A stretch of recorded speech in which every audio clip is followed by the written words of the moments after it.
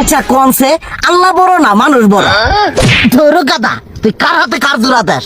কোড়ায় আল্লাহ আর কোড়ায় মানুষ। যেটা কবার কইছে ওইটা কন। আল্লাহ বড় না মানুষ বড়?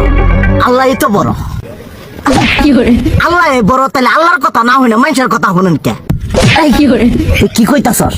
কি আর আল্লাহর কথা মানে না মানুষের কথা মানে? হ্যাঁ, কি আর মানুষের কথা শুনেন তাই না?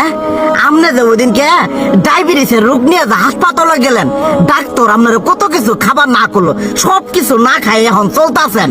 তাহলে আল্লাহ যে আপনারা কইছে যে হারাম খাবার না, সুদ খাবার না, কই আপনি তো কাম কাজ বাদ দিয়ে এলাকার আমাদের টাকা পয়সা না গায়ে খালি ওইলে দিয়েই খান, নিজেরা টেও হালাল ভাবে কামাই করেন না, ওই সুদ তো না কটা টেয়া করে লাভ আহে ওইলে দিয়ে দিয়ে চলেন আর পেট বড় বানাইছেন। শুনেন একটা কথা কই, হারামের কোনোদিন আরাম নাই। হালাল পথে রুজি রোজগার করেন, প্রয়োজনে এড়া বেলা কম খায়েন, তাও শরীর পিণ্ডও ভালো থাকবো, কোনো রোগ বেদও হবো না, আরামও পাবেন, আল্লাহও খুশি থাকবো। তুই আমার এইভাবে বুঝাবি আগে কইলি না কে?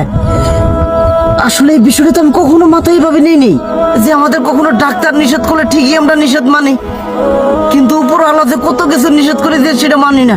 আর এই যে হারাম পথে টিয়া পয়সা কামাই করতেছেন, শরীরের মধ্যে দুনিয়া রোগ ব্যাত হয়েছে, দেখা যাইতেছে যা টিয়া হারাম পথে কামাই করতেছেন তার তো বেশি টিয়া মনে করেন জ্বলেই যাইতেছে গা বেশি।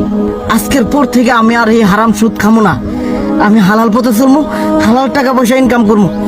এতে করে যদি একবেলা কমও খাইতে হয় তবুও খামো, তবু আমি আর এই হারাম পথে চলবো না। আচ্ছা ঠিক আছে।